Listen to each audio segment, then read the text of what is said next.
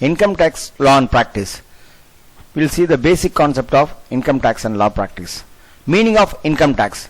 Income tax refers to annual tax levied by the federal government, and most state governments on a businesses and individuals must file federal and state income tax returns every year, individual and business income. By law, to determine whether they owe taxes, government use these tax they collect to fund to their activities. Concept of income. In common parlance, income is known as regular periodic return to a person from his activities. However, the income is broader classified in income tax law.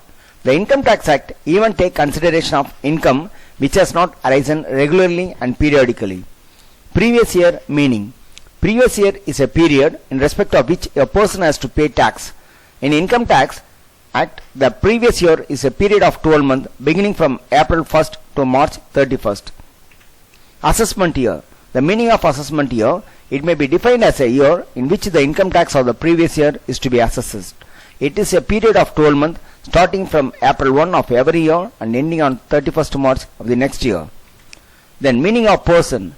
As per section 2 subsection 31 of the Income Tax Act 1961, unless the context otherwise requires, the term person includes an individual, a Hindu undivided family, a company, a firm, an association of person or a body of individuals, whether incorporated or not, a local authority, and every artificial judicial person not falling within any of the preceding subclasses.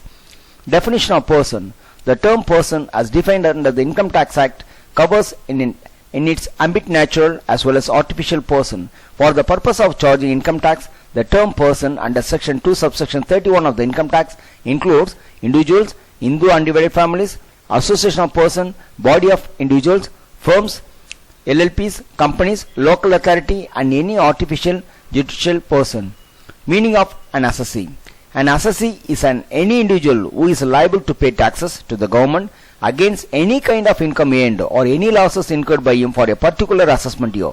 Each and every person who has been taxed in the previous year for income earned by him is treated as an assessee. Types of assessee. We have normal assessee, representative assessee, deemed assessee, assessee in default. First we will see the normal assessee. An individual who is liable to pay taxes for the income earned during a financial year is known as a normal assessee. Every individual who has earned any income earned or losses incurred during the previous financial years are liable to pay taxes to the government in the current financial year. Representative assessee.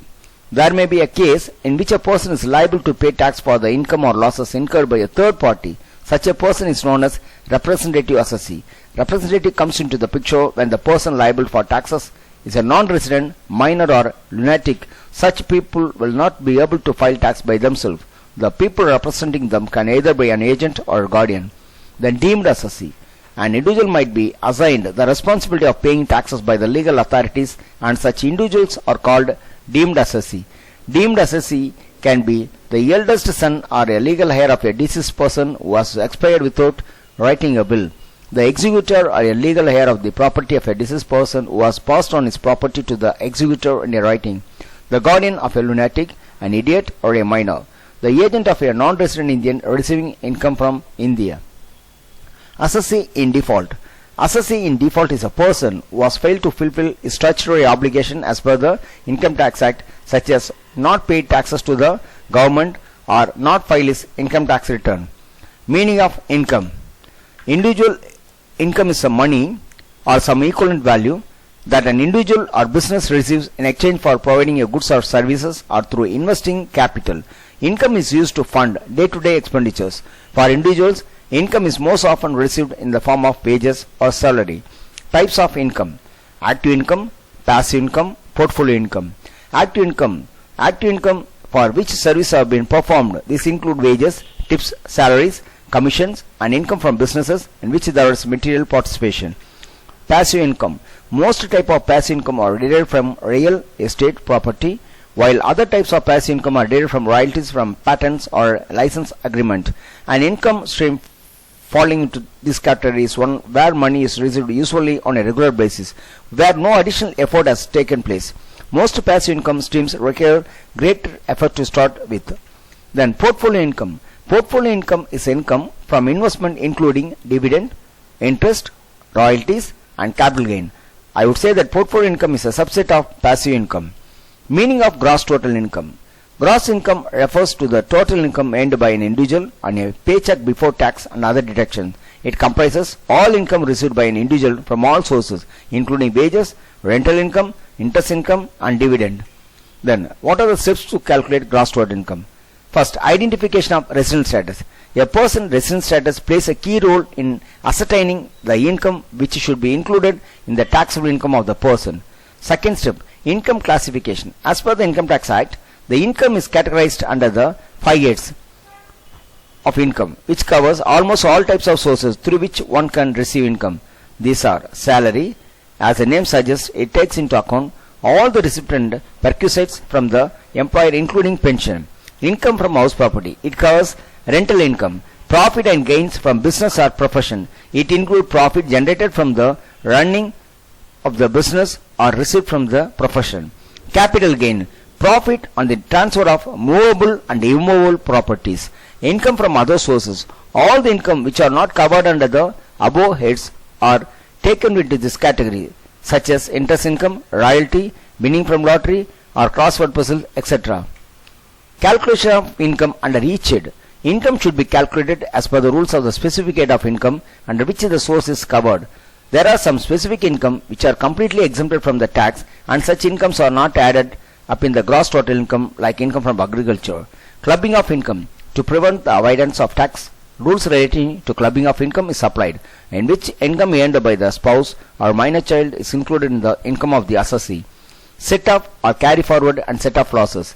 There may be various income sources under the same head, which is or wherein the assessee may be receiving profit from one source and incurring a loss from the other, and so the loss from one business is set off against the profit from the other sources under the same head. The sixth one, calculation of gross total income. At the end of the process, the final figures of the income or losses under each head is computed after making deductions and other important adjustment and providing for clubbing of income and set up and carry forward of losses. Format for gross total income. Income from salary, that is then bonus, commission, etc. Then taxable allowances, valuable of taxable perquisites, gross salary. Less deduction under section 16, net taxable income from salary. Income from house property, net annual value of house property, less deduction under section 24, income from house property. Profit and gain of business and profession. Net profit as per profit and loss account, less or add adjustment required to be made to the profit as per provision of Income Tax Act. Net profit and gain of business and profession. Capital gain. Capital gain as computed, less exemption under section 54, 54B, 54D, etc. Income from capital gain. Then last one, income from other sources. Gross income less deduction will get the net income from other sources. Gross total income, A plus B plus C plus D plus E will get the gross total income. We have to deduct and deduction under section 80C to 80U. We'll get the total income. We'll go for the resident status meaning. Resident status is a term coined under the Income Tax Act and has nothing to do with nationality or domicile of a person. Resident status of a person depends upon the territorial connection of the person with this country, that is, for how many days he has physically stayed in India. Classification of residential status. Resident, resident but ordinary resident, resident but not ordinary resident, and a non-resident. First we will see a resident. A resident will be charged to tax in India on his global income, that is income earned in India as well as income earned outside India. They need not pay any tax in India on their foreign income.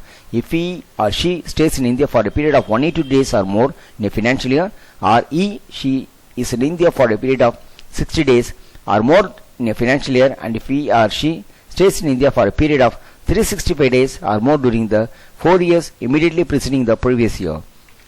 Resident but ordinary resident. As per section 6, subsection 6 of the Income Tax Act 1961, there are following two conditions when an individual will be treated as a resident but ordinary resident. If he or she stays in India for a period of 730 days or more during the 7 years of preceding previous year. Second one, if he or she stays in India for at least 2 out of 10 previous financial year which is preceding the previous year. resident but not ordinary resident. In the above, if an individual meet any one of the first conditions stated above but do not meet the additional condition, he or she shall be considered as resident but not ordinary resident. Non-resident. An individual will be qualified for non-resident if he or she satisfies the following conditions, which are as follows. In a financial year, if an individual stayed in India for less than 181 days, or in a financial year, if an individual stayed in India for not more than 60 days. Third, if an individual stays in India which exceeds 60 days in a financial but does not exceed 365 days or more during the 4 previous financial years.